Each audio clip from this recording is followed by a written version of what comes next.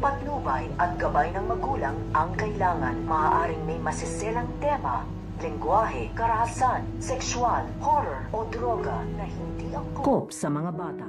So ito nga si Para ay hindi pa niya dito makalimutan ang kanyang anak at nagdadalang tao pa nga daw siya dito dahil itong ang pagharap nga nila nitong nga ni Lucy ay pagpipilitan nga dito nitong nga ni Para na hindi nga daw siya nakunan at buntis pa nga rin daw siya at si Darius nga daw ang ama nga daw nito at nung hindi nga naniniwala dito ito nga si Lucy ay kumuha nga dito ng gunting at mga patalim ito nga si Para at itututok nga niya ito dito nga sa kanyang tiyan dahil ayaw nga siya ditong paniwalaan ito nga ni Lucy at ito nga daw mga pulis na siya nga daw ay buntis nga daw dito at si Darius nga daw dito ang ama nga daw ng kanyang pinagbubuntis kaya nga ito nga si Lucy ay nag-alala na nga siya sa kalagayan nito nga ni Para dahil lumalala na nga daw dito ang kondisyon nito nga daw ni Para at hindi na nga daw tama ang kanyang mga pinaggagawa kaya maiisipan na nga dito nito nga ni Lucy at ito nga mga pulis na dalhin na nga ito nga si Para dito nga sa mental hospital